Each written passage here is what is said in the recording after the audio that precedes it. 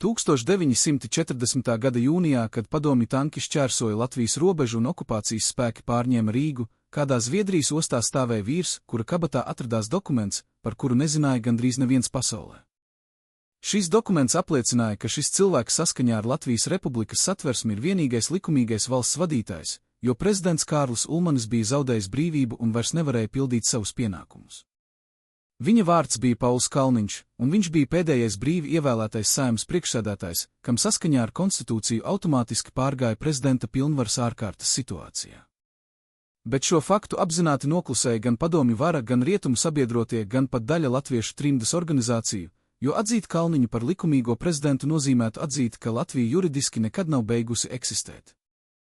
Kāpēc šī patiesība tika aprakta vēstures arhīvos gandrīz 80 gadus? Ko Kalniņš zināja, kas bija tik bīstami lielvarām? Un kāpēc viņa vārds joprojām nav ierakstīts Latvijas prezidentu sarakstā, lai gan viņam bija visas juridiskās tiesības uz šo titulu? Lai saprastu, kāpēc Pauls Kalniņš kļuva par vienu no visbūtiskākajām un vienlaikus visvairāk noklusētajām figūrām Latvijas vēsturē, mums jāatgriežas 1872. gadā, kad Vidzemē, nelielā Piebalgas pagasta saimniecībā, piedzima zēns, kuram bija lemts kļūt par vienu no Latvijas valstiskuma stūrakmeņiem. Viņa ģimene nebija turīga, bet vecāki saprata izglītības vērtību un darīja visu iespējamo, lai dēls varētu mācīties. Šajā laikmetā latviešu zemnieka dēlam ceļš uz augstāko izglītību bija gandrīz neiespējams sapnis, jo cariskā Krievija sistemātiski ierobežoja mazākumtautību piekļuvi universitātēm un valsts amatiem.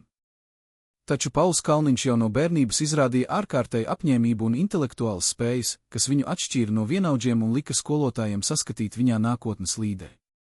Viņa jaunības gadi sakrita ar laiku, kad latviešu nacionālā atmoda sasniedza jaunu virsotni, un intelektuāļi sāka atklāti runāt par tautas pašnoteikšanos un neatkarību no Krievijas impērijas. Kalniņš ieguva juridisko izglītību un kļuva par advokātu, kas tajā laikā bija viens no retajiem ceļiem, kā latvietis varēja iegūt sabiedrisku ietekmi un aizsargāt savas tautas intereses cariskās sistēmas ietvaros. Viņš nebija revolucionārs tradicionālā izpratnē, bet viņa ierocis bija likums un tiesiskums, un viņš dziļi ticēja, ka pat visnetaisnīgāko sistēmu var mainīt, izmantojot juridiskos mehānismus un konstitucionālās procedūras. Šī pārliecība vēlāk kļuva par viņa dzīves vadmotīvu un arī par iemeslu, kāpēc viņš nekad neatteicās no savas likumīgās pozīcijas pat vissmagākajos trimdas gados. 1905. gada revolūcija bija pirmais brīdis, kad Kalniņš aktīvi iesaistījās politikā, un viņa loma šajos notikumos atklāja raksturu, kas vēlāk noteica viņa rīcību izšķirošajos vēstures pavērsienos. Viņš nepievienojās radikālajiem revolucionāriem, kas aicināja uz bruņotu sacelšanos, bet gan centās panākt reformas konstitucionālā ceļā, aizsargājot arestētos un tiesātos revolucionārus kā advokāts. Šī pozīcija viņam sagādāja ienaidniekus no visām pusēm, jo radikāļi uzskatīja viņu par pārāk mērenu, bet cariskās varas iestādes redzēja viņā bīstamu opozicionāru, kas apdraud sistēmu ar juridiskiem argumentiem. Taču tieši šī spēja balansēt starp pretējiem poliem un atrast risinājumus, kas bija pieņemami visām pusēm, padarīja viņu par neaizstājamu figūru nākamajās desmitgadēs. Pirmā pasaules kara gados Kalniņš jau bija kļuvis par ievērojumu politisko figūru latviešu sabiedrībā, un viņa vārds bija pazīstams gan intelektuāļu aprindās, gan plašākā sabiedrībā, kas sekoja līdzi viņa rakstiem un uzstāšanās. Kad 1918. gada 18. novembrī tika proklamēta Latvijas republika, Kalniņš bija starp tiem, kas jau gadiem bija strādājuši pie šī mirkļa sagatavošanas un kas saprata, cik trausla ir jaundzimušā valsts. Viņš uzreiz iesaistījās valsts veidošanas darbā, un viņa juridiskās zināšanas izrādījās nenovērtējamas, veidojot to konstitucionālo pamatu, uz kura balstījās Latvijas demokrātiskā iekārta. Bet vai jūs zināt, ka tieši Kalniņa rakstītie satversmes panti vēlāk kļuva par juridisko pamatu viņa paša pretenzijām uz prezidenta amatu trimdā, un ka šo faktu apzināti ignorēja gan padomju historiogrāfija, gan rietumu diplomāti, kuriem bija izdevīgāk izlikties, ka Latvija vienkārši ir pārstājusi eksistēt? Latvijas satversmes izstrāde bija process, kas prasīja gandrīz 4 gadus un iesaistīja labākos juristus un politiķus, kādus jaunā valsts varēja piedāvāt, un Pauls Kalniņš bija viens no šīs darba grupas vadošajiem locekļiem. Viņš īpaši uzstāja uz pantiem, kas noteica varas pārmantošanas kārtību ārkārtas situācijās, jo viņš, atšķirībā no daudziem optimistiskāk noskaņotiem kolēģiem, saprata, ka mazai valstī starp lielvarām jābūt gatavai vissliktākajiem scenārijiem. Saskaņā ar satversmes 42. pantu, ja prezidents ir kavēts pildīt savus pienākumus vai ja prezidenta amats kļūst vakants, tad prezidenta funkcijas pārņem Saeimas priekšsēdētājs līdz brīdim, kad Saeima ievēl jaunu prezidentu. Šis pants tika iestrādāts Satversmē tieši pēc Kalniņa iniciatīvas, un ironiskā kārtā tieši viņam pašam nācās to pielietot praksē situācijā, ko neviens nebija varējis iedomāties. Kalniņš tika ievēlēts par Saeimas priekšsēdētāju 1925. gadā, un viņš šo amatu ieņēma nepārtraukti līdz 1934. gadam, kad Kārlis Ulmanis īstenoja valsts apvērsumu un atcēla demokrātisko iekārtu. Šie 9 gadi Saeimas vadībā bija laiks, kad Kalniņš nostiprinājās kā viens no ietekmīgākajiem politiķiem Latvijā un ieguva starptautisku reputāciju kā izcils parlamentārietis un tiesiskas valsts aizstāvis. Viņš vadīja Saeimas sēdes ar neparastu prasmi, spējot samierināt pretējus politiskos spēkus un nodrošināt, ka likumdošanas process turpinās pat visakūtāko politisko krīžu laikā. Starptautiskās parlamentāriešu organizācijas atzina viņu par vienu no labākajiem parlamenta priekšsēdētājiem Eiropā, un viņa viedokli uzklausīja gan Tautu Savienībā, gan divpusējās sarunās ar citu valstu līderiem.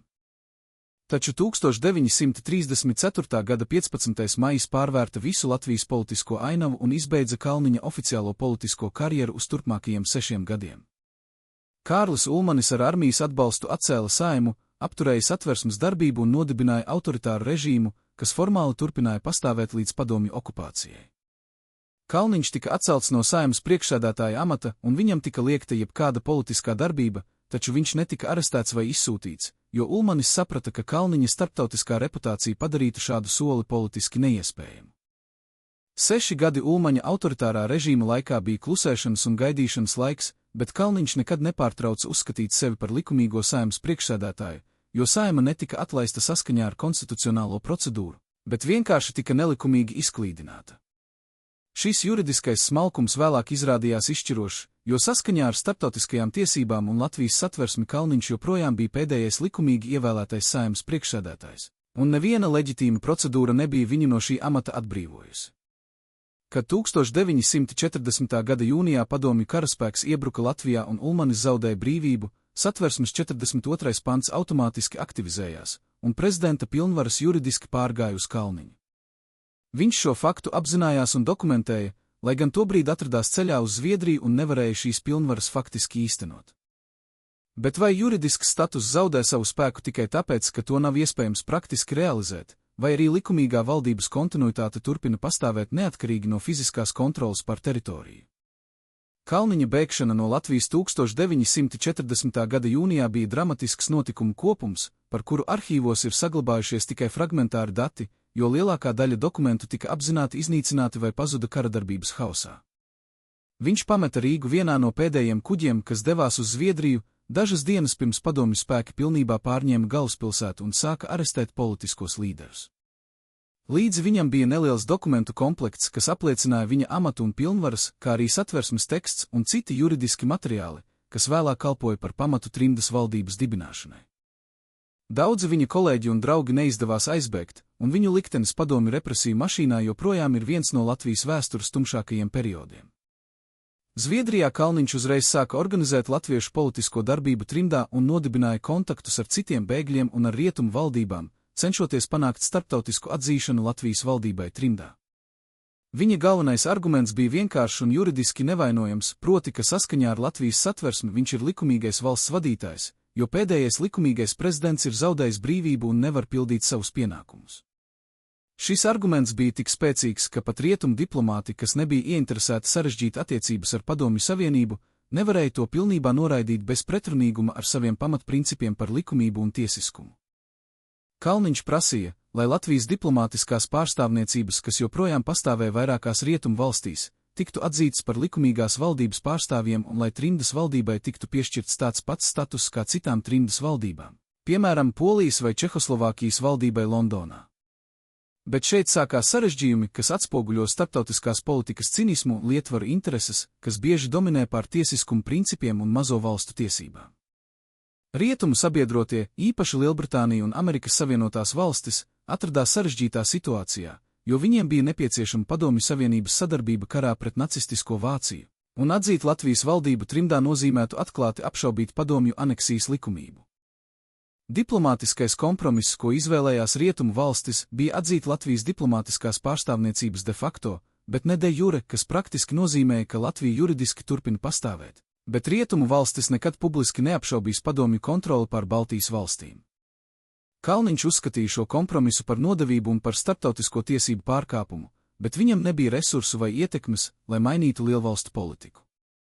Vai jūs varat iedomāties, ko nozīmē būt likumīgam valsts vadītājam bez valsts, prezidentam bez pilsoņiem, valdītājam bez teritorijas, un tomēr turpināt ticēt savam juridiskajam statusam un cīnīties par tā atzīšanu, zinot, ka lielvaras ir nolēmušas jūsu tautas likteni bez jūsu piedalīšanās? Otrā pasaules kara gadi Kalniņam bija nepārtrauktas cīņas un vilšanās laiks, jo viņš centās pievērst rietumu sabiedroto uzmanību Baltijas valstu liktenim un panākt, lai pēckara miera sarunu dienaskārtībā tiktu iekļauts jautājums par Latvijas neatkarības atjaunošanu. Viņš rakstīja vēstules rietumu līderiem, tikās ar diplomātiem un politiķiem, publicēja rakstus un uzstājās radioraidījumos, cenšoties uzturēt dzīvu Latvijas lietu starptautiskajā apziņā. Taču viņa centieni bija nolemti neveiksmei, jo Teherānas un Jaltas konferencēs rietumu sabiedrotie jau bija faktiski atzinuši Padomju Savienības kontroli pār Baltijas valstīm kā cenu par sadarbību pret Hitleru. Kalniņš par šiem slepenajiem līgumiem uzzināja tikai pēc kara, un šī atklāsme bija smagas vilšanās brīdis, jo viņš saprata, ka viņa tautas liktenis tika izlemts aiz slēgtām durvīm, bez latviešu piedalīšanās un bez jebkādas iespējas ietekmēt rezultātu. Kara pēdējos gados Kalniņa veselība sāka pasliktināties, jo garīgais un fiziskais sloks, ko uzlika trimdas dzīve un nepārtrauktā cīņa par atzīšanu, prasīja savu nodevu. Viņš turpināja strādāt līdz pēdējiem brīdim, sarakstot dokumentus, kas fiksēja Latvijas juridisko kontinuitāti un kas vēlāk kalpoja par pamatu neatkarības atjaunošanai 90. gados. 1945. gada augustā, tikai dažas dienas pēc Otrā pasaules kara beigām, Pauls Kalniņš atstāja šo pasauli Zviedrijā, tā arī nepieredzējis savu cerību piepildīšanos un paliekot vēsturē kā prezidents bez valsts. Likumīgais vadītājs bez varas, simbols tam, ko lielvalstis var nodarīt mazām tautām, kad tās izšķiras par savu interešu prioritātēm. Viņa dokumenti un personīgais arhīvs tika nodoti uzticamiem latviešu trimdas organizāciju pārstāvjiem, kas tos sargāja turpmākās 4,5 desmitgades, gaidot brīdi, kad Latvija atgūs neatkarību un šie dokumenti varēs kalpot savam mērķim.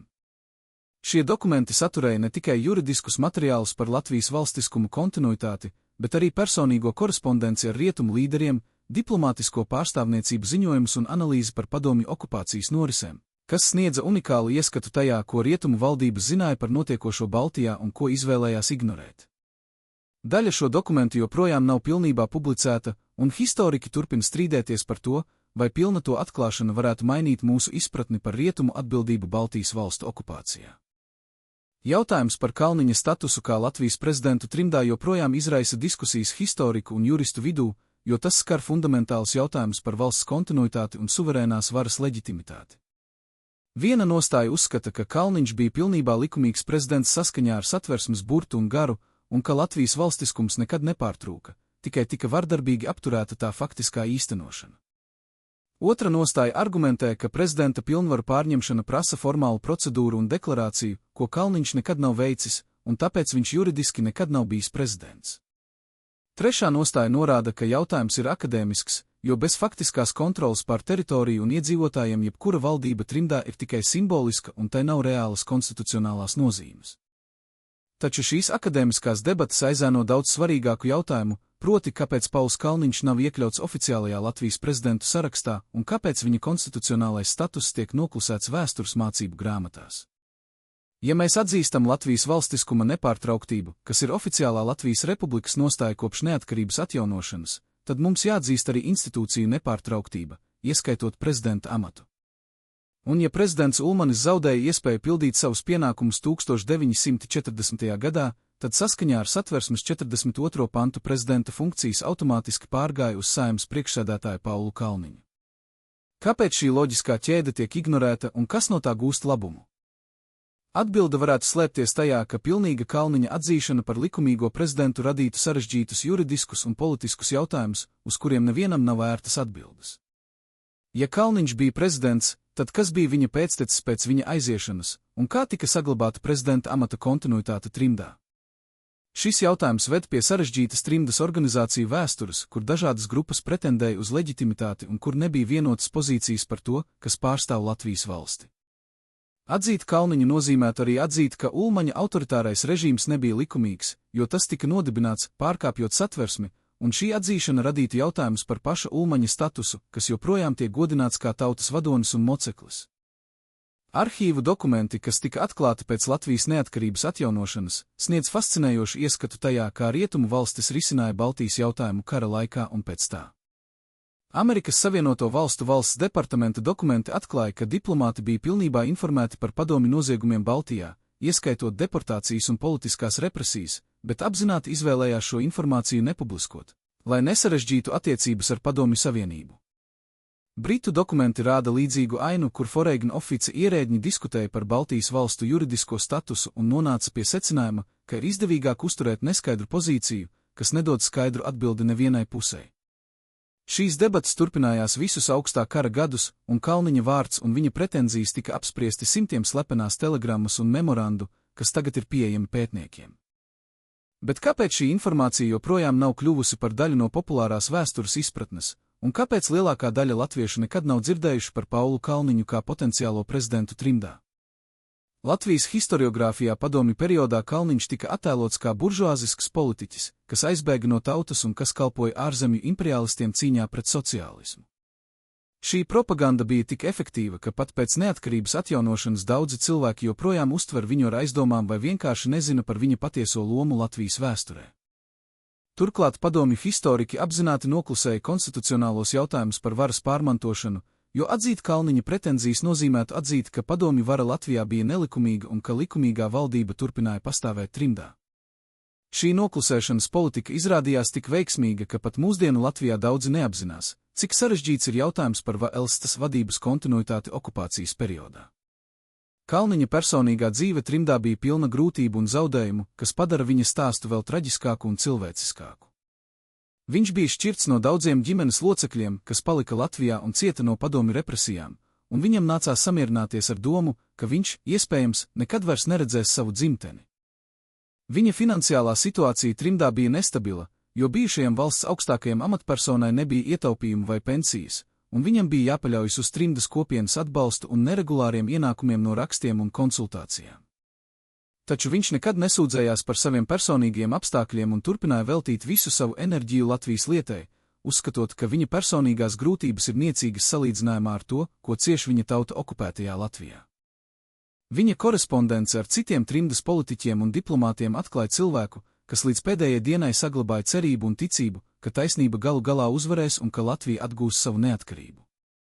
Šīs vēstules ir pilnas ar detalizētiem plāniem par to, kā organizēt latviešu trimdas kopienu, kā uzturēt starptautisko uzmanību Baltijas jautājumam un kā sagatavot juridisko bāzi neatkarības atjaunošanai, kad starptautiskā situācija to atļaus. Kalniņš nebija naivs sapņotājs, viņš saprata, ka viņa dzīves laikā neatkarības atjaunošana visticamāk nenotiks, bet viņš ticēja, ka darbs, ko viņš un citi trimdas latvieši veids, reiz nesīs augļus nākamajām paudzēm. Un viņam bija taisnība, jo tieši trimda saglabātā juridiskā kontinuitāte un starptautiskā atzīšana kļuva par pamatu Latvijas neatkarības atjaunošanai 1991. gadā. Latvijas valdības trimdā jautājums ir sarežģīta un pretrunīga vēstures nodaļa, kas joprojām nav pilnībā izpētīta un izvērtēta. Pēc Kalniņa aiziešanas trimdā nebija vienotas nostājas par to, kas turpina pārstāvēt Latvijas valsti un kā tiek saglabāta konstitucionālā kontinuitāte. Dažādas trimdas organizācijas pretendēja uz leģitimitāti, un starp tām bija gan nesaskaņas, gan atklāti konflikti par resursu un ietekmes sadali. Šī sadrumstalotība vājināja Latvijas lietu starptautiskajā arēnā un deva pretargumentus tiem, kas uzskatīja, ka Latvija kā valsts ir beigusi pastāvēt un ka trimdas organizācijas ir tikai nostalģiskas grupas bez juridiskas nozīmes. Tomēr ir svarīgi atzīmēt, ka, neskatoties uz šiem iekšējiem konfliktiem, trimdas organizācijām izdevās panākt kaut ko ievērojumu, proti, uzturēt starptautisko neatzīšanas politiku attiecībā uz Baltijas valstu inkorporāciju Padomju Savienībā. Amerikas Savienotās valstis, Lielbritānija, Vatikāns un daudzas citas valstis nekad de jure neatzina Baltijas valstu aneksiju, un šī nostāja balstījās tieši uz to juridisko argumentu, ko Kalniņš un citi trimdas juristi bija izstrādājuši jau kara gados. Kad 1989. un 90. gadā Baltijas valstis sāka ceļu uz neatkarības atjaunošanu, šī neatzīšanas politika izrādījās izšķiroša, jo tā nozīmēja, ka Latvija neatkarību nevis ieguva no jauna, bet gan atjaunoja savu pārtraukto valstiskumu. Bet vai mēs esam pilnībā novērtējuši to cilvēku devumu, kas šo juridisko nepārtrauktību uzturēja dzīvu 50 gadus, un vai Pauls Kalniņš ir saņēmis to atzinību, kas viņam pienākas kā vienam no šīs kontinuitātes galvenajiem sargiem? Kad 90. gadu sākumā tika atjaunota Latvijas neatkarība un sāka veidoties jauna vēstures izpratne, kas aizstāja padomju historiogrāfiju, Kalniņa loma tika daļēji atjaunota un atzīta.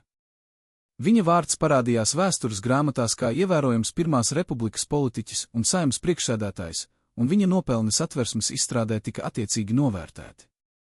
Taču jautājums par viņa konstitucionālo statusu trimdā, proti par to, vai viņš bija likumīgais Latvijas prezidents pēc Ulmaņa varas zaudēšanas, gandrīz nav apspriests publiskajā telpā un nav atradis vietu oficiālajā vēstures naratīvā. Šī klusēšana nav nejauša, jo jautājums ir politiski jūtīgs un skar fundamentāls pretrunas Latvijas valstiskuma izpratnē. Problēma ir tajā, ka pilnīga Kalniņa atzīšana par prezidentu trimdā nozīmētu pārskatīt visu Latvijas prezidentu sarakstu un uzdot jautājumus par citiem trimdas laikā ieceltiem vai pašpasludinātiem amatiem. Ja Kalniņš bija prezidents, tad kas bija viņa pēctecis, un vai kāds trimdā uzņēmās prezidenta pilnvaras pēc viņa?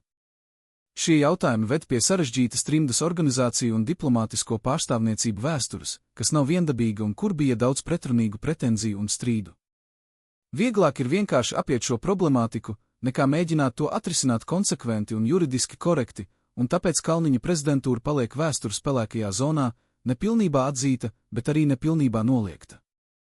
Tomēr ir pētnieki un juristi, kas uzskata, ka šī noklusēšana ir nepieļaujama un ka Latvijas vēsturei ir jābūt godīgai attiecībā uz saviem valsts vadītājiem un viņu konstitucionālo statusu. Viņi argumentē, ka Satversme ir augstākais likums un ka tās normas nav interpretējams pēc politiskas ērtības, bet gan pēc to burta un gara. Ja Satversme nosaka, ka prezidenta kavēšanas gadījumā viņa funkcijas pārņem Saeimas priekšsēdētājs, tad šī norma automātiski aktivizējas, kad rodas attiecīgā situācija, un nav nepieciešama nekāda papildu procedūra vai deklarācija.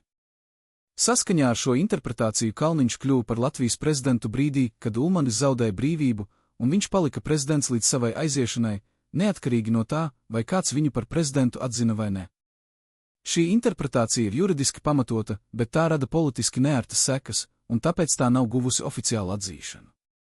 Taču vēsture nav pakļauta politiskai ērtībai, un patiesība par Paulu Kalniņu un viņa statusu ir daļa no Latvijas vēstures neatkarīgi no tā, vai mēs to atzīstam vai ne. Viņš bija cilvēks, kas visas savas dzīves laikā cīnījās par tiesiskumu un konstitucionālismu, un ironiskā kārtā tieši viņa gadījumā šie principi tiek ignorēti, jo tie rada neērtas sekas. Varbūt ir pienācis laiks godīgi izvērtēt viņa mantojumu un dot viņam to vietu Latvijas vēsturē, kas viņam pienākas, proti, starp Latvijas prezidentiem, nevis tikai starp parlamenta priekšsēdētājiem. Kalniņa kabineta dokumenti, kas tagad glabājas Latvijas Nacionālajā arhīvā un dažādos ārzemju arhīvos, satur informāciju, kas vēl nav pilnībā analizēta un izvērtēta. Šajos dokumentos ir materiāli par rietumu valdību nostāju Baltijas jautājumā, par slepenām sarunām un diplomātiskām iniciatīvām, kas nekad neguva publisku apstiprinājumu, un par trimdas organizāciju iekšējām debatēm par stratēģiju un taktiku. Historiķi, kas strādā ar šiem materiāliem, ziņo, ka tie satur daudzas pārsteigumu un atklājumu, kas var mainīt mūsu izpratni par augstā kara vēsturi un Latvijas vietu tajā. Bet šis darbs prasa laiku un resursus, un pagaidām lielākā daļa no Kalniņa mantojuma paliek neizpētīta un nepieejama plašākai sabiedrībai. Vai būtu pārspīlēti teikt, ka Pauls Kalniņš ir viena no visvairāk novārtā atstātajām figūrām Latvijas vēsturē, un ka viņa stāsts ir pelnījis daudz lielāku uzmanību, nekā tas līdz šim ir saņēmis?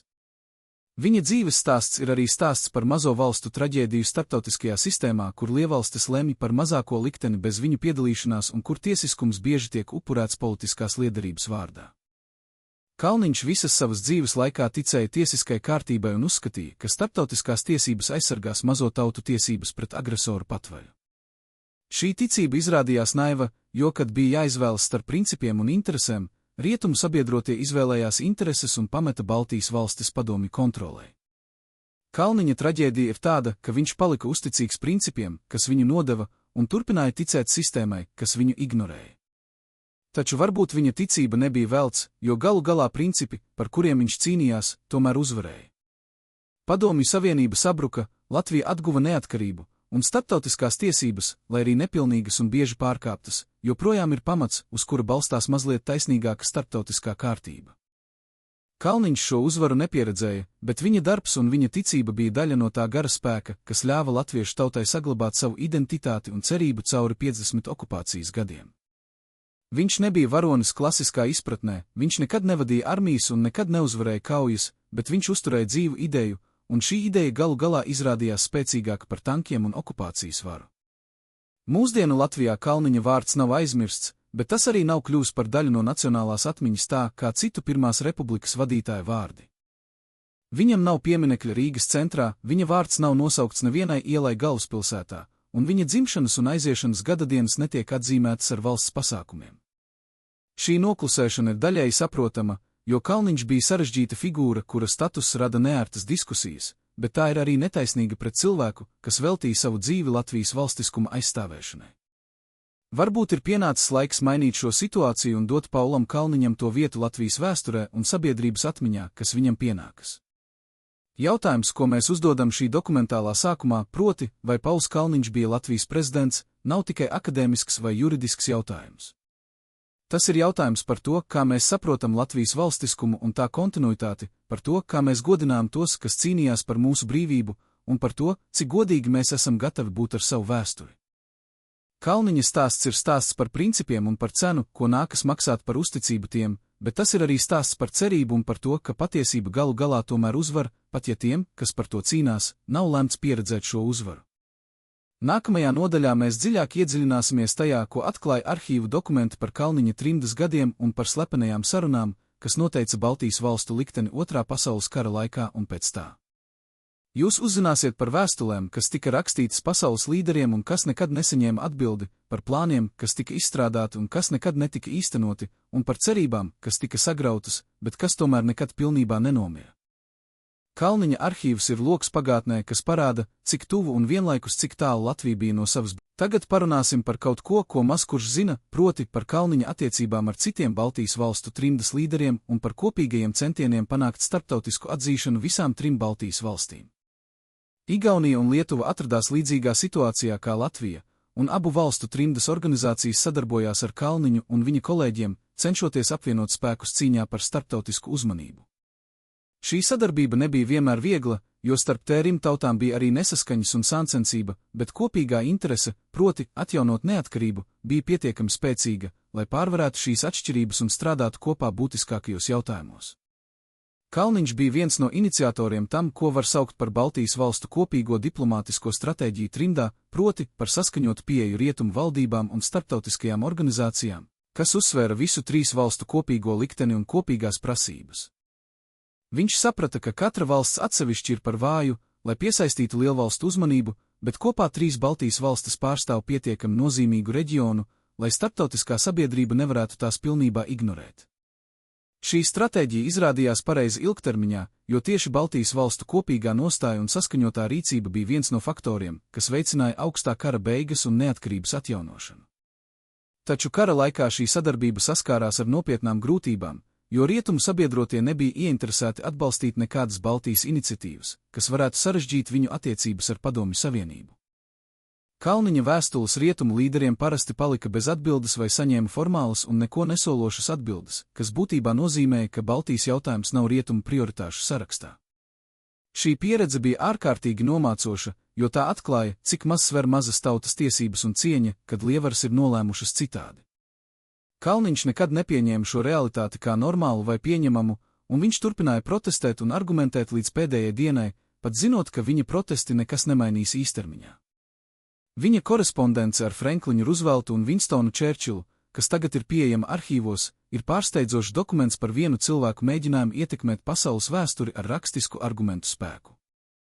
Kalniņš rakstīja šiem līderiem kā vienlīdzīgs vienlīdzīgam, proti kā valsts vadītājs citiem valstu vadītājiem, un prasīja, lai tiktu ievēroti principi, ko rietumu valstis pašas bija pasludinājušas par saviem pamatiem. Viņš citēja Atlantijas hartu, kas solīja tautu pašnoteikšanās tiesības visām tautām, un prasīja paskaidrot, kāpēc šīs tiesības neatiecas uz Baltijas tautām. Viņš atgādināja par Vilsona 14 punktiem un par tautu savienības principiem, kas bija svinīgi solījumi mazajām nācijām, un prasīja zināt, vai šie solījumi bija tikai tukši vārdi. Atbildes, ko viņš saņēma, bija diplomātiski pieklājīgas, bet būtībā tukšas, un tas skaidri parādīja, ka rietumu vadītāji nav gatavi riskēt ar savu attiecību ar Staļinu Baltijas valstu dēļ.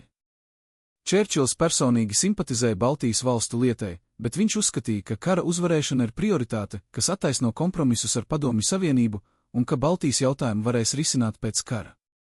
Ruzvelta administrācija bija vēl mazāk ieinteresēta, jo amerikāņu stratēģiskajā redzējumā Baltijas valstis bija nenozīmīgas salīdzinājumā ar citiem kara mērķiem. Kalniņš saprata šo realitāti, bet atteicās to pieņemt kā morāli vai juridiski pieņemamu, un viņš turpināja rakstīt un argumentēt, cerot, ka kādreiz viņa vārdi tomēr atradīs dzirdīgas ausis. Bet vai jūs varat iedomāties, ko nozīmē būt cilvēkam, kas vēršas pie pasaules varenākajiem līderiem ar taisnīgiem argumentiem un morāliem aicinājumiem un saņem pretī tikai diplomātisku klusēšanu un faktiskus atteikumus, zinot, ka viņa tautas liktenis tiek lemts bez viņa piedalīšanās, un tomēr turpināt cīnīties, jo padoties nozīmētu nodot visu, kam viņš ir ticējis? Kalniņa attiecības ar latviešu trimdas kopienu Zviedrijā un citviet bija sarežģītas, jo viņš bija Pirmās republikas politiķis, kas pārstāvēja noteiktu politisko virzienu, un ne visi trimdas latvieši dalījās viņa uzskaitos vai atzina viņa autoritāti. Bija cilvēki, kas uzskatīja, ka Kalniņš ir novecojis un ka trimdas organizācijām vajadzīgi jauni vadītāji ar jaunām idejām, un bija arī cilvēki, kas atcerējās viņa opozīciju Ulmaņa režīmam un uzskatīja, ka viņš nav pietiekami patriotisks vai uzticams. Šīs iekšējās nesaskaņas vājināja trimdas organizāciju efektivitāti un deva iespēju padomju propagandai apgalvot, ka trimdas latvieši ir sašķelti un nespēja vienoties pat par pamatjautājumiem. Taču Kalniņš centās pārvarēt šīs nesaskaņas un strādāt ar visiem, kas bija gatavi strādāt par Latvijas lietu, neatkarīgi no politiskajām atšķirībām. Viņš saprata, ka trimdā nav vietas sīkām ķildām un ka vienīgais veids, kā saglabāt latviešu politisko ietekmi, ir apvienot spēkus un runāt ar vienu balsi. Viņa autoritāte kā bijušā Saeimas priekšsēdētāja un potenciālā valsts vadītāja palīdzēja viņam samierināt pretējus spēkus un panākt kompromisus situācijās, kad šķita, ka trimdas organizācijas sašķelsies galīgi. Šī samierinošā loma bija nemazāk svarīga kā viņa diplomātiskā darbība un juridiskā argumentācija, jo tā palīdzēja saglabāt trimdas kopienas vienotību kritiskajos kara gados. Trimdas dzīve nebija viegla nevienam, bet Kalniņam tā bija īpaši smaga, jo viņš bija pieradis pie aktīvas un nozīmīgas politiskās dzīves un tagad bija spiests dzīvot svešā zemē, bez reālas ietekmes un bez iespējas ietekmēt notikumus savā dzimtenē. Viņš turpināja strādāt un rakstīt, bet bija brīži, kad viņš juta dziļu izmisumu un bezcerību, un viņa vēstules draugiem un ģimenei atklāja cilvēku, kas cīnās ar depresiju un ar sajūtu, ka visa viņa dzīves darbs ir bijis velts. Šie tumšie brīži bija daļa no trimdas pieredzes, ko daudzi trimdas latvieši pazina no savas pieredzes, bet Kalniņš spēja tos pārvarēt un turpināt strādāt, jo viņš ticēja, ka padošanās nav pieņemama opcija un ka nākamās paudzes novērtēs viņa un citu trimdas latviešu upuri. Viņa pēdējie mēneši bija piepildīti ar darbu un ar cerību, ka kara beigas atnesīs jaunas iespējas Latvijas lietai. Viņš sekoja līdzi kara notikumiem un analizēja, kā tie varētu ietekmēt Baltijas valstu situāciju, un viņš rakstīja memorandus un priekšlikumus par to, kā organizēt starptautisko spiedienu uz Padomju Savienību pēckara kārtības sarunās. Viņš cerēja, ka rietumu sabiedrotie tomēr nostāsies pret padomju okupāciju un ka Potsdamas vai kāda cita konference izskatīs Baltijas jautājumu un lems par taisnīgu risinājumu. Šīs cerības izrādījās nepamatotas, jo rietumu sabiedrotie jau bija pieņēmuši lēmumu neiejaukties Baltijas jautājumā un atstāt šīs valstis padomju sfērā. Kalniņš nepieredzēja savas cerību sabrukumu pilnā mērā, jo viņš aizgāja īsi pēc kara beigām, pirms kļuva pilnībā skaidrs, ka rietumi ir pametuši Baltijas valstis. Varbūt tas bija žēlsirdīgi, jo viņam netika dots pieredzēt to pilnīgo vilšanos, kas nāca vēlāk, kad kļuva skaidrs, ka augstais karš būs ilgstošs un ka Latvijas neatkarības atjaunošana nav paredzama tuvākajā nākotnē. Viņš aizgāja ar cerību, lai arī vāju, un tas ļāva viņam saglabāt savu ticību tiem principiem, par kuriem viņš bija cīnījies visas savas dzīves laikā.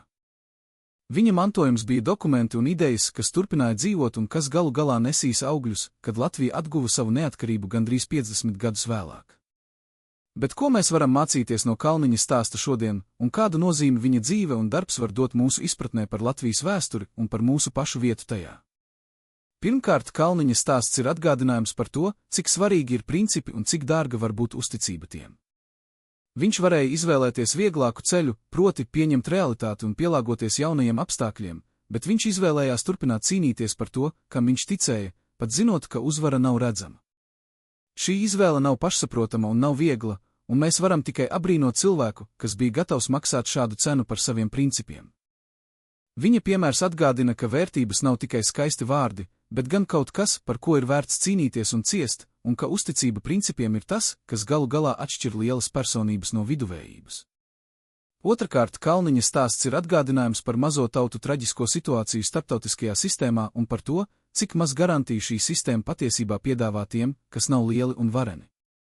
Lievaras lemj par mazo tautu likteni pēc savām interesēm, un starptautiskās tiesības, lai arī formāli aizsargā visus, patiesībā kalpo tiem, kam ir spēks tās īstenot vai ignorēt. Šī patiesība nav mainījusies kopš Kalniņa laikiem, un tā ir atgādinājums mums, ka mūsu brīvība nav pašsaprotama un ka tā vienmēr var tikt apdraudēta, ja lievaras nolemj citādi. Kalniņa pieredze ar rietumu sabiedrotajiem ir brīdinājums par to, ka solījumi un principi var tikt upurēti politiskās liederības vārdā, un ka mazajām tautām ir jābūt modrām un gatavām aizstāvēt savas intereses pat tad, kad šķiet, ka draugi ir viņu pusē. Treškārt, Kalniņa stāsts ir stāsts par cerību un par to, ka pat vismagākajos apstākļos ir vērts ticēt labākam un strādāt tā īstenošanai. Viņš neieraudzīja savas cerības piepildīšanos, bet viņa darbs nebija velts, jo tas palīdzēja saglabāt Latvijas juridisko kontinuitāti un starptautisko atzīšanu, kas vēlāk kļuva par pamatu neatkarības atjaunošanai.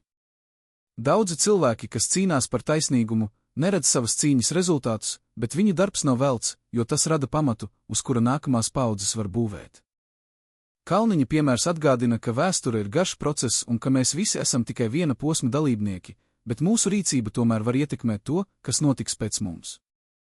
Visbeidzot, Kalniņa stāsts ir atgādinājums par to, ka vēsture nav tikai notikumu hronika, bet arī cilvēku stāsti, un ka aiz katras vēsturiskas norises stāv reāli cilvēki ar savām cerībām, bailēm un izvēlēm.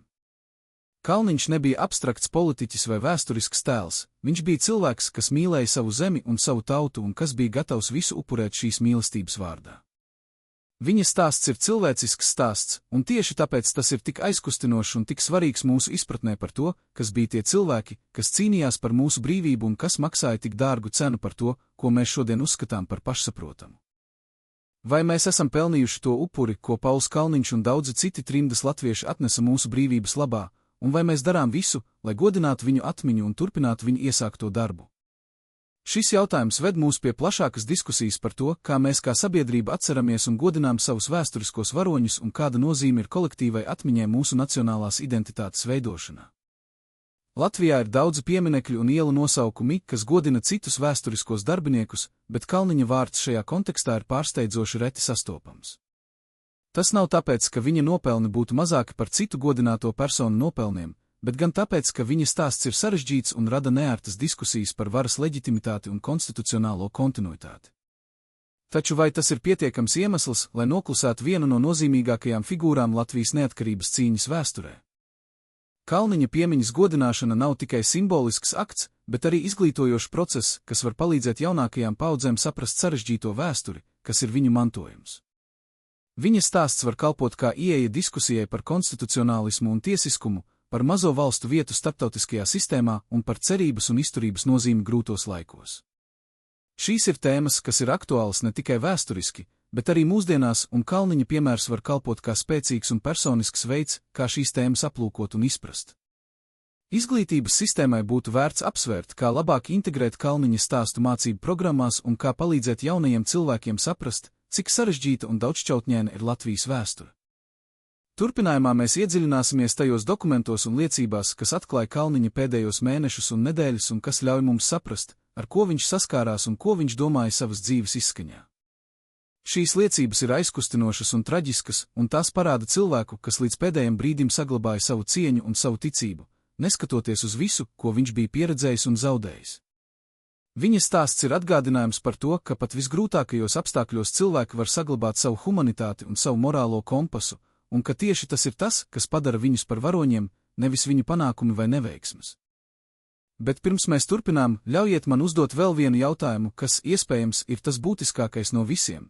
Ja Pauls Kalniņš būtu dzīvs šodien un varētu redzēt, kas ir kļuvis ar viņa mīļoto Latviju, ko viņš teiktu, un vai viņš uzskatītu, ka viņa dzīves darbs ir bijis veiksmīgs, vai arī viņš redzētu, ka darbs, par ko viņš cīnījās, vēl nav pabeigts un ka mums, viņa sekotājiem, ir jāturpina tas, ko viņš iesāka. Kalniņa pēdējie mēneši Zviedrijā bija laiks, kad viņš ar neparastu intensitāti strādāja pie dokumentiem, kas viņaprāt varēja kļūt par pamatu Latvijas lietas aizstāvēšanai pēckara pasaulē, un šie dokumenti atklāja cilvēku, kas pat vissmagākajos apstākļos saglabāja skaidru prātu un stratēģisku domāšanu. Viņš saprata, ka karš tuvojas beigām un ka drīz sāksies sarunas par jauno pasaules kārtību, un viņš gribēja būt gatavs ar argumentiem un priekšlikumiem, kas varētu ietekmēt šo sarunu iznākumu. Viņa kabineta dokumentos ir saglabājušies memorandi, kas adresēti rietumu līderiem un starptautiskajām organizācijām, un šie memorandi ir pārsteidzoši detalizēti un juridiski precīzi, ņemot vērā apstākļus, kādos tie tika rakstīti. Kalniņš nebija cilvēks, kas padodas izmisumam vai ļaujas emocionāliem lēmumiem, viņš bija jurists līdz sirds dziļumiem, un pat vissmagākajos brīžos viņš turpināja domāt kategorijās, kas bija viņam pazīstamas un kurās viņš jutās droši. Viens no šiem dokumentiem ir īpaši ievērojams, proti, memorands, kas datēts ar 1945. gada martu un kas satur detalizētu plānu Latvijas neatkarības atjaunošanai pēc kara beigām. Šajā dokumentā Kalniņš analizē dažādus scenārijus un piedāvā konkrētus soļus, kas būtu jāveic, lai panāktu starptautisku atzīšanu un lai organizētu pāreju no okupācijas uz neatkarību. Viņš apspriež jautājumus par pagaidu valdības veidošanu, par vēlēšanu organizēšanu, par attiecībām ar bijušajiem okupantiem un par ekonomiskās atjaunošanas prioritātēm. Šis dokuments parāda, cik tālu uz priekšu Kalniņš domāja un cik nopietni viņš gatavojās situācijai, kas, kā viņš cerēja, varētu iestāties tuvākajā nākotnē.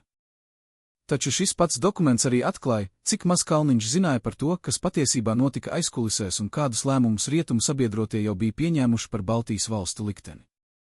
Viņš rakstīja par iespējām un scenārijiem, kas patiesībā nekad nebija uz galda, jo lievars jau bija vienojušās par sfēru sadalījumu un par to, ka Baltijas valstis paliks padomju kontrolē. Šī nezināšana nebija Kalniņa vaina, jo informācija par slepenajiem līgumiem un vienošanām nebija pieejama trimdas politiķiem, bet tā padara viņa centienus vēl traģiskākus, jo viņš cīnījās pret lēmumiem, kas jau bija pieņemti un kurus viņš nevarēja ietekmēt. Viņa memorandi un priekšlikumi palika neatbildēti un neievēroti, un tie tagad kalpo tikai kā vēsturisks dokuments par vienu cilvēku centieniem mainīt vēstures gaitu ar argumentu un loģikas spēku. Kalniņa veselības stāvoklis 1945. gada pavasarī sāka strauji pasliktināties, un viņa tuvinieki un kolēģi ar bažām novēroja, kā šis kādreiz enerģiskais un nenogurstošais cilvēks kļūst arvien vājāks un nogurušāks. Trimdas dzīves grūtības, nepārtrauktais darbs un garīgais sloks bija prasījuši savu nodevu, un Kalniņa organisms vairs nespēja izturēt to spiedienu, ko viņš tam bija uzlicis gadiem ilgi. Viņš turpināja strādāt arī slimības laikā, diktējot vēstules un memorandus, kad vairs nespēja rakstīt pats, un viņa pēdējie dokumenti ir rakstīti ar citu roku, bet ar viņa vārdiem un domām. Šī neatlaidība pat slimības priekšā ir vēl viens pierādījums tam, cik dziļi Kalniņš bija uzticīgs savai misijai un cik nopietni viņš uztvēra savu atbildību kā Latvijas likumīgais vadītājs. Viņa pēdējās nedēļas bija piepildītas ar sarunām ar tuviniekiem un kolēģiem, un šīs sarunas, cik tās ir dokumentētas, atklāja cilvēku, kas mierīgi un ar cieņu gatavojas neizbēgamajam, bet kas joprojām domā par nākotni un par to, kas notiks pēc viņa. Viņš deva norādījumus par savu dokumentu un arhīvu saglabāšanu, uzstājot, ka tie ir jānodod uzticamām rokām un jāsaglabā līdz brīdim, kad tie varēs kalpot savam mērķim. Viņš runāja par Latvijas nākotni ar pārliecību, ka neatkarība tiks atjaunota, lai arī viņš nezināja, kad tas notiks, un viņš mudināja savus sekotājus turpināt cīņu un nepadoties, lai cik grūti arī būtu. Šīs pēdējās sarunas ir aizkustinošs dokuments par cilvēku, kas pat savas dzīves izskaņā domāja vairāk par citiem nekā par sevi un kas savu personīgo likteni uzskatīja par maznozīmīgu salīdzinājumā ar savas tautas likteni. Bet vai mēs varam iedomāties, ko nozīmēja būt Kalniņa tuvinieku vai kolēģu vidū šajās pēdējās nedēļās, redzēt, kā aiziet cilvēks, kas bija simbols un cerība, un zināt, ka līdz ar viņu aiziet arī kāda saikne ar pagātni un ar to Latviju, kas bija pirms okupācijas. Kalniņa aiziešana 1945. gada augustā bija kluss un cienīgs notikums, kas atbilda viņa dzīves stilam un vērtībām.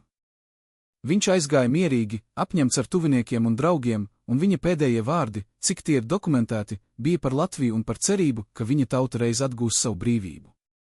Viņa bēre Stokholmā bija neliels, bet cienīgs pasākums, kurā piedalījās latviešu trimdas kopienas pārstāvji un daži rietumu diplomāti, kas bija pazinuši viņu un cienījuši viņa darbu. Viņš tika apglabāts Zviedrijas zemē, tālu no savas dzimtenes, ko viņš tik ļoti mīlēja un par kuru viņš bija cīnījies visas savas dzīves laikā, un šī abadīšana svešā zemē ir simbolisks atgādinājums par trimdas traģēdiju un par to cenu, ko maksāja tie, kas izvēlējās brīvību nevis pakļaušanos. Pēc Kalniņa aiziešanas latviešu trimdas organizācijas saskārās ar jautājumu, kas turpinās pārstāvēt Latvijas valsti un kas uzņemsies to lomu, ko Kalniņš bija pildījis. Šis jautājums nebija vienkāršs, jo Kalniņa autoritāte balstījās uz viņa konstitucionālo statusu kā pēdējā likumīgi ievēlētā Saeimas priekšsēdētāja, un nevienam citam trimdā nebija līdzīga statusa vai leģitimitātes. Dažādas trimdas organizācijas piedāvāja dažādus risinājumus, un starp tām nebija vienprātības par to, kā turpināt Latvijas valstiskuma reprezentāciju starptautiskajā arēnā.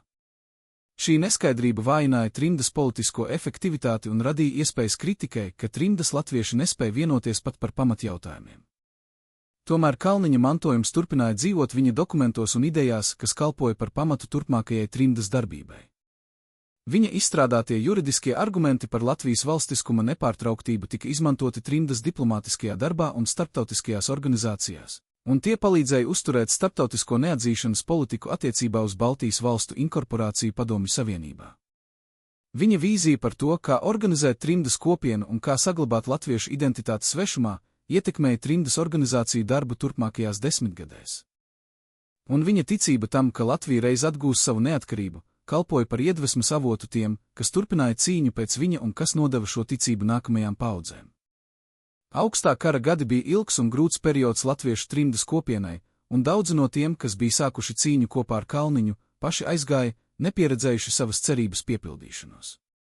Taču viņu darbs nebija velts, jo tas radīja pamatu, uz kura nākamās paudzes varēja būvēt, un tas uzturēja dzīvu ideju par brīvu Latviju laikā, kad šī ideja šķita nereāla un neiespējama. Kalniņa vārds un viņa mantojums bija daļa no šī pamata, un viņa piemērs kalpoja kā atgādinājums par to, ka principi ir svarīgāki par īstermiņa panākumiem un ka uzticība savām vērtībām ir tas, kas galu galā nosaka cilvēka vietu vēsturē. Kad 1989. gadā sākās notikumi, kas veda pie Baltijas valstu neatkarības atjaunošanas, Kalniņa vārds atkal parādījās diskusijās par Latvijas valstiskumu kontinuitāti un par to, kā juridiski pamatot neatkarības atjaunošanu. Viņa izstrādātie argumenti par satversmes nepārtrauktību un par okupācijas nelikumību kļuva par pamatu tam juridiskajam ietvaram, kas ļāva Latvijai atjaunot savu neatkarību nevis kā jaunai valstī, bet gan kā valstī, kas atjauno savu pārtraukto valstiskumu. Šī juridiskā konstrukcija bija ārkārtīgi svarīga, jo tā nozīmēja, ka Latvija mantoja visas Pirmās republikas tiesības un saistības un ka tā varēja pretendēt uz savu vietu starptautiskajā kopienā kā valsts ar ilgu vēsturi, nevis kā jauna valsts, kas tikko radusies. Bet vai tie, kas izmantoja Kalniņa argumentus un idejas neatkarības atjaunošanas procesā, pilnībā apzinājās, kam viņi ir parādā, un vai Kalniņa loma šajā procesā tika pienācīgi atzīta un novērtēta? Atbilde uz šo jautājumu ir sarežģīta, jo neatkarības atjaunošanas process bija haotisks un straujs, un tajā piedalījās daudzi cilvēki ar dažādām motivācijām un interesēm. Kalniņa vārds tika pieminēts, bet viņa loma netika pilnībā izskaidrota vai novērtēta, un daudzi no tiem, kas piedalījās neatkarības atjaunošanā, nezināja par viņa konstitucionālo statusu vai par viņa centieniem trimdā. Šī nezināšana nebija apzināta noklusēšana, bet gan dabiskas sekas tam, ka padomju historiogrāfija bija sistemātiski iznīcinājusi vai sagrozījusi informāciju par Pirmās republikas politiķiem un par trimdas darbību. Cilvēki vienkārši nezināja to, ko viņiem nebija ļauts zināt, un šī nezināšana turpinājās arī pēc neatkarības atjaunošanas, jo nebija pietiekamu resursu vai intereses, lai pilnībā izpētītu un popularizētu Kalniņa stāstu. Mūsdienu Latvijā situācija ir nedaudz uzlabojusies, jo historiķi ir sākuši pētīt trimdas vēsturi un Kalniņa lomu tajā, un ir publicēti daži pētījumi un raksti, kas atklāja viņa dzīvi un darbu plašākai sabiedrībai. Taču šis darbs vēl nav pabeigts, un daudzi jautājumi par Kalniņa konstitucionālo statusu un viņa vietu Latvijas vēsturē joprojām gaida atbildes. Vai viņš bija Latvijas prezidents trimdā vai tikai potenciālais prezidents, kas nekad formāli neuzņēmās šo amatu? Vai viņa pretenzijas uz prezidenta pilnvarām bija juridiski pamatotas, vai arī tās bija tikai simboliskas? Un kāpēc šie jautājumi joprojām nav atrisināti un kāpēc Kalniņa vārds nav iekļauts oficiālajā Latvijas prezidentu sarakstā? Šie jautājumi nav tikai akadēmiski vai vēsturiski, tie skar fundamentāls problēmas par to, kā mēs saprotam Latvijas valstiskumu un tā kontinuitāti. Ja mēs atzīstam, ka Latvijas valsts nepārtrūka okupācijas laikā, tad mums jāatzīst arī, ka valsts institūcijas turpināja pastāvēt, lai arī trimdā un bez faktiskas varas. Un ja valsts institūcijas turpināja pastāvēt, tad jāpastāv arī valsts vadītājiem, kas šīs institūcijas vada un pārstāv. Kalniņš bija šis vadītājs saskaņā ar satversmes burtu, un viņa neatzīšana ir pretruna ar to juridisko ietvaru, uz kura balstās Latvijas valstiskuma nepārtrauktības doktrīna. Daži juristi un historiķi argumentē, ka šī pretruna ir jāatrisina, atzīstot Kalniņu par Latvijas prezidentu trimdā un iekļaujot viņa vārdu oficiālajā prezidentu sarakstā. Viņi norāda, ka tas būtu ne tikai vēsturiski pareizi, bet arī juridiski konsekventi, jo tas saskaņotu Latvijas praksi ar tās pamatprincipiem. Citi argumentē, ka jautājums ir pārāk sarežģīts un ka tā risināšana radītu vairāk problēmu nekā atrisinātu, jo nāktos arī noteikt, kas bija Kalniņa pēctecis un kā tika saglabāta prezidenta amata kontinuitāte pēc viņa aiziešanas. Šīs debatas turpinās, un pagaidām nav skaidrs, vai un kad tās tiks atrisinātas. Bet neatkarīgi no tā, kā šīs debatas beigsies, Kalniņa vieta Latvijas vēsturē ir neapstrīdama un nozīmīga. Viņš bija cilvēks, kas veltīja savu dzīvi Latvijas valstiskuma aizstāvēšanai un kas turpināja cīnīties pat tad, kad šķita, ka cīņa ir zaudēta. Viņa piemērs ir iedvesma un atgādinājums par to, ka principi ir svarīgi un ka uzticība tiem var mainīt vēsturi, pat ja tie, kas cīnās, neredz savas cīņas rezultātus. Viņš ir pelnījis vietu Latvijas kolektīvajā atmiņā, un viņa stāsts ir pelnījis būt zināms un stāstīts, lai nākamās paudzes varētu mācīties no viņa piemēra un novērtēt to upuri, ko viņš un citi trimdas latvieši atnesa mūsu brīvības labā. Tagad pievērsīsimies kādam aspektam, kas bieži tiek aizmirsts, kad runājam par Kalniņu un viņa laiku, proti par to, kā izskatījās ikdienas dzīve trimdā un ar kādām praktiskām grūtībām saskārās tie, kas bija spiesti pamest savu dzimteni un sākt dzīvi no jauna svešā zemē. Kalniņš bija bijušais valsts augstākais amatpersona, bet trimdā viņam nebija ne īpašuma, ne ietaupījumu, ne pensijas, un viņam bija jāpaļaujas uz trimdas kopienas atbalstu un uz neregulāriem ienākumiem no rakstiem un konsultācijām. Šī situācija bija pazemojoša cilvēkam, kas bija pieradis pie cieņas un autoritātes, bet Kalniņš to pieņēma ar cieņu un nekad nesūdzējās par saviem personīgajiem apstākļiem. Trimdas dzīve Zviedrijā kara laikā bija pilna ar grūtībām un nenoteiktību, jo bēgļi nezināja, cik ilgi viņi paliks un vai viņiem kādreiz būs iespēja atgriezties mājās. Daudzi bija zaudējuši visu, ko bija uzkrājuši dzīves laikā, un viņiem bija jāsāk no nulles svešā valstī ar svešu valodu un kultūru. Kalniņš bija viens no šiem bēgļiem, un viņa pieredze bija līdzīga tūkstošiem citu latviešu pieredzei, kas bija spiesti pamest savu dzimteni un meklēt patvērumu citur. Šī kopīgā pieredze radīja stipru solidaritātes sajūtu trimdas kopienā un palīdzēja cilvēkiem pārvarēt grūtības, kas citādi būtu bijušas nepārvaramas. Kalniņš izmantoja savu autoritāti un pieredzi, lai palīdzētu organizēt trimdas kopienu un lai nodrošinātu, ka bēgļi saņem nepieciešamo atbalstu un palīdzību. Viņš iesaistījās dažādās labdarības un atbalsta iniciatīvās un izmantoja savus kontaktus ar Zviedru varas iestādēm, lai atvieglotu latviešu bēgļu situāciju. Šī praktiskā darbība bija nemazāk svarīga kā viņa politiskā un diplomātiskā darbība, jo tā palīdzēja reāliem cilvēkiem reālās grūtībās un parādīja, ka Kalniņš nav tikai abstrakts politiķis, bet arī cilvēks, kas rūpējas par savas tautas locekļiem un kas ir gatavs palīdzēt, kur vien var. Viņa attiecības ar citiem trimdas latviešiem bija dažādas, jo trimdas kopienā bija cilvēki ar ļoti dažādiem uzskatiem un pieredzēm, un ne visi dalījās Kalniņa politiskajās pozīcijās vai atzina viņa autoritāti. Bija cilvēki, kas uzskatīja viņu par pārāk mērenu un kompromisu meklējošu, un bija arī cilvēki, kas atcerējās viņa opozīciju Ulmaņa režīmam un uzskatīja, ka viņš nav pietiekami patriotisks. Šīs nesaskaņas bija dabiskas un neizbēgamas, jo trimdas kopiena bija neviendabīga un tajā bija pārstāvēti visi politiskie virzieni un uzskati, kas bija pastāvējuši Pirmās republikas Latvijā. Kalniņš centās pārvarēt šīs nesaskaņas un strādāt ar visiem, kas bija gatavi strādāt par Latvijas lietu, bet tas nevienmēr izdevās, un trimdas kopiena palika sašķelta arī pēc viņa aiziešanas. Bet vai šīs iekšējās nesaskaņas bija tikai negatīva parādība, vai arī tās bija arī zīme tam, ka trimdas latvieši saglabāja savu politisko daudzveidību un demokrātisko kultūru pat svešumā un pat vissmagākajos apstākļos? Šis jautājums ir svarīgs, jo tas skar plašāku problēmu par to, kā trimdas kopienas saglabā savu identitāti un vērtības un kā tās pārvar grūtības, kas saistītas ar dzīvi svešumā. Latviešu trimdas kopiena bija ievērojama ar to, ka tā spēja saglabāt savu valodu, kultūru un politisko aktivitāti cauri 50 okupācijas gadiem, un šī saglabāšana bija viens no faktoriem, kas veicināja neatkarības atjaunošanu.